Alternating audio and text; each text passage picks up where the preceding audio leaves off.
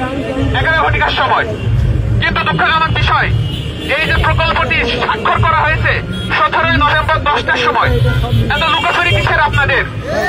আপনাদের যদি এত সৎ সাহসে থাকে তাহলে এটা প্রকাশ্য দিবালোকে সব পক্ষকে জানিয়ে বুঝিয়ে জনমত তৈরি করে তারপরে আপনারা প্রকল্পগুলো বাস্তবায়ন করবেন। কিন্তু দেখা যাচ্ছে আপনারা চুরি করে এই প্রকল্পগুলো জনগণকে অবহিত না করে বাস্তবায়ন করার পরে অবহিত করছেন। আর যে প্রকল্পগুলো করা হয়েছে সেগুলো নন ডিসক্লোজার এগ্রিমেন্ট, অর্থাৎ এখানে যে কি চুক্তি স্বাক্ষর হয়েছে সরকার এবং বিদেশি কোম্পানিগুলোর মধ্যে, সেই কথাগুলো সেই চুক্তিগুলো আমরা জানতে পারবো না। সেখানে বাংলাদেশিদের কতটুকু স্বার্থ রক্ষা হয়েছে আর বিদেশি কোম্পানিগুলোর কতটুকু স্বার্থ রক্ষা হয়েছে কোনটাই আমরা অবহিত নাই। ফলে আমরা একটা ধোঁয়াশার মধ্যে আছি যে আগামীতে এটা আমাদের পক্ষে আসবে না বিপক্ষে যাবে। বিধান নির্বাহী পরিচালক নির্বাহী চেয়ারম্যান আশিক চৌধুরী তিনি জানিয়েছেন এই প্রকল্পগুলো নেওয়ার মূল উদ্দেশ্য বাংলাদেশ যে সমুদ্র বন্দর কন্টেনার সাপ্লায়ার যারা আছেন তাদের মধ্যে দুর্নীতি। আমি বলতে চাই যে আপনার যদি মাথা ব্যথা হয় আপনি কি মাথায় কেটে ফেলে দিবেন? আপনাদের যদি দেশের যে বন্দর কর্তৃপক্ষ যদি দুর্নীতিগ্রস্ত হয় আপনাদের উচিত ছিল এগুলো সংস্কার করা, যারা দুর্নীতি করে তাদেরকে জবাবদিহিতার আওতায় নিয়ে আসা।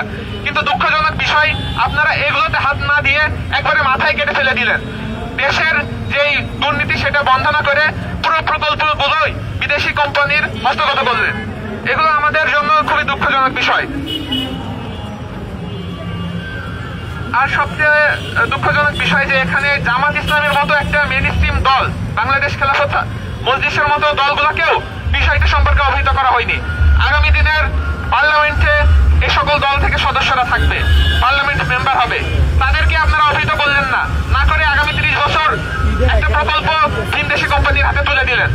এটা আমরা খুবই সেম জানাই এই ধরনের কার্যক্রমকে। এ পর্যায়ে আপনাদের সামনে সংক্ষিপ্ত বক্তব্য নিয়ে আসতেন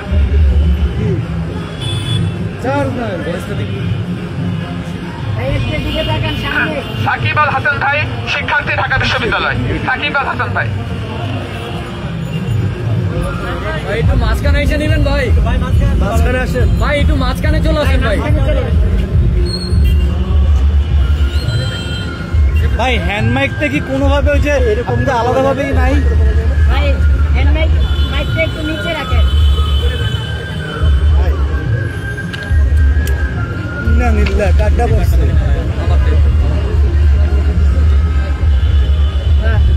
ভাই একটু নিচের দিকে ধরে তোমার চেহারাটা দেখা যায়। আসসালামু আলাইকুম সম্মানিত ভাই ও সাংবাদিক বন্ধুরা,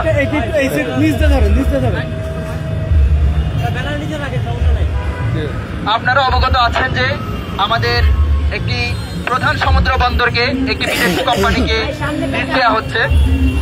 আজকে আমি আপনাদেরকে জানাতে চাই যে বন্দরটি বাংলাদেশের জনগণের অগোচরে বাংলাদেশের প্রধান রাজনৈতিক দলগুলোর কোনো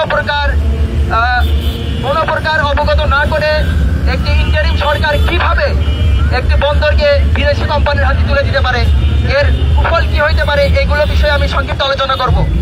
প্রথমত, এই বন্দরটি তুলে দেওয়ার ভিত্তিতে বাংলাদেশের সার্বভৌমত্বের উপর সরাসরি প্রভাব পড়বে এবং এই বিদেশি বন্দরকে 30 বছর, আপনারা সকলেই জানেন যে 30 বছরের জন্য এই চুক্তি করা হয়েছে।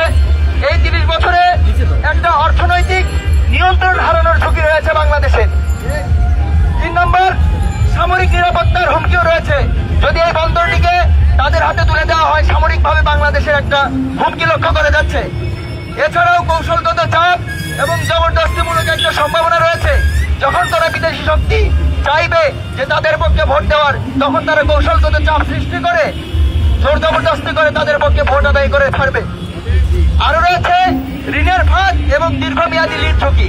আপনারা জানেন যেহেতু 30 বছর ব্যাপী চুক্তি হচ্ছে, এই 30 বছর ব্যাপী চুক্তির কারণে এক ধরনের ঋণের ফাঁদ তৈরি করবে, যেখানে বাংলাদেশ এমনি ঋণে জর্জরিত হয়ে আছে, সেখানে নতুন করে ঋণের ফাঁদ এখানে আমরা ভালো চোখে দেখছি না। আরো রয়েছে স্থানীয় কর্মসংস্থান এবং অর্থনৈতিক হুমকি রয়েছে। আপনারা জানেন এই বিদেশি কোম্পানি যখন বিদেশি শক্তির উপরে যখন আমরা নির্ভরশীল হয়ে পড়বো, স্থানীয়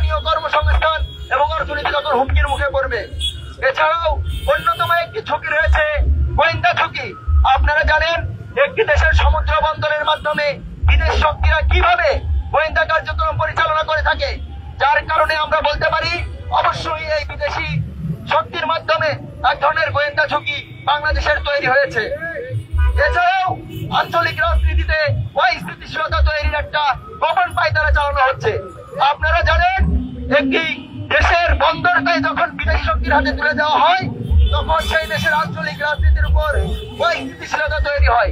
এক কথায় বলতে চাই, বাংলাদেশের সার্বভৌমত্ব, অর্থনীতি, বাণিজ্য, সামরিক, নিরাপত্তা, কূটনীতি, স্বাধীনতা সহ সবকিছুই ঝুঁকির মুখে পড়বে। আমরা চাই এই বিদেশি শক্তির হাত থেকে বন্দরকে রক্ষা করে দেশীয় শক্তির উপর দেওয়া যাক। অনেকেই বলতে পারেন ভাই দেশ তো দুর্নীতিগ্রস্ত। আমি তাদেরকে বলতে চাই বাংলাদেশের কোন সেক্টরে দুর্নীতি নাই? আপনারা কি প্রতিটি সেক্টর তাহলে বিদেশি শক্তির হাতে তুলে দেবেন? আমরা কিন্তু কেউ চাইবো না প্রতিটি সেক্টর বিদেশিদের হাতে তুলে দিতে। অতএব ইন্টারিম সরকারের প্রতি আহ্বান থাকবে, আপনারা ভাবুন, চিন্তা করুন, বাংলাদেশের জনগণের রায়কে বুঝুন। বাংলাদেশের জনগণের নিরাপত্তা ঝুঁকি, সার্বভৌমত্বের ঝুঁকি, বাণিজ্য সামরিক ঝুঁকিকে উপেক্ষা করে এমন কোন সিদ্ধান্ত নেবেন না। এ বলে আমি আমার সঙ্গে